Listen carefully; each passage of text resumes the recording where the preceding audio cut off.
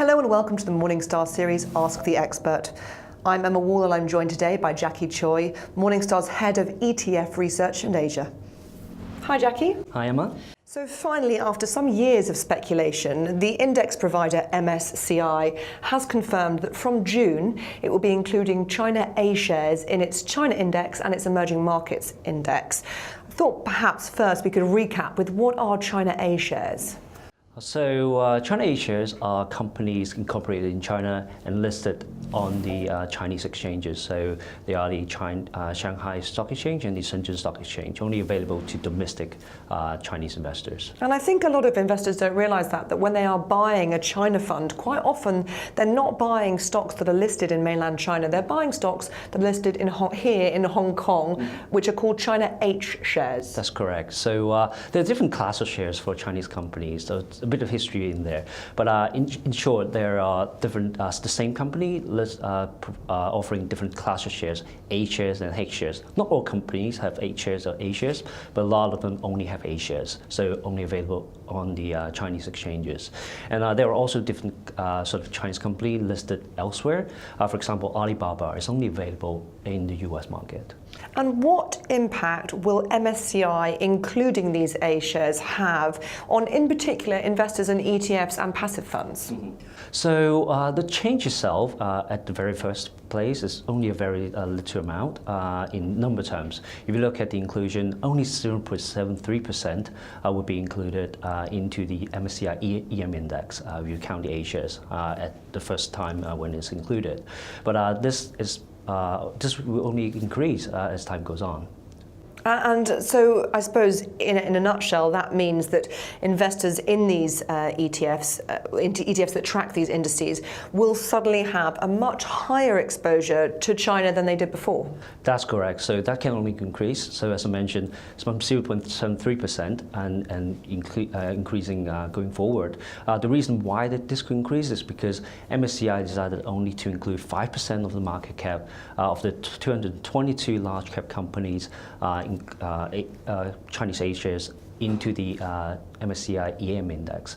So when they include the mid caps and also increasing that 5% market cap sort of threshold, the percentage will increase. That 7.73% will increase. I suppose the big question is this a good thing? Is it a good thing to have more China shares, in particular A shares, in these portfolios? Well, that depends on your view in the Chinese A share market. That's for one.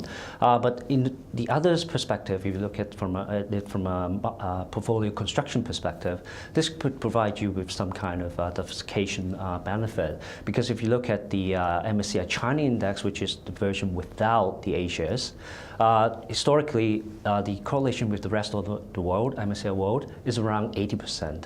The MSCI China A index, the only A shares version, is around 60% with the rest of the world. So combining the A shares into the MSCI EM index, that could provide investors with a little bit of additional diversification benefit. I suppose the big question also is this going to affect absolutely all individuals who invest in passive funds and ETFs in emerging markets in China? Well, that's a very good question, Emma. So remember, this change is only for MSCI's index, given by MSCI obviously. So for ETFs or passive funds tracking the MSCI EM index or the MSCI China index, these will be affected. From June 2018, A shares will be included. But if an ETF is tracking the, say for example, FTSE EM index, this would not be affected. And so how do you tell, for example, looking at the two largest providers of ETFs globally, iShares and Vanguard, whether you will be impacted by this change? So investors should really look at not just the name of the ETF, they should look at what index they're actually tracking for that particular ETF. If even iShares or Vanguard, if they track an MSCI EM index, very likely they will include the A shares very immediately. But if they track a FTSE index, that would be a different story. And bear in mind that there are different versions of the indices as well. For example, Vanguard, the Vanguard Emerging Market Index ETF, VWO, they already included A shares into their ETF back in November 2015 because they use a different version of the index. So you may find actually if you invest in that ETF, you already have A shares exposure. That's correct. So look at the index, not just the name of the ETF. Jackie, thank you very much. You're welcome, Emma. This is Emma Wall for Morningstar. Thank you for watching.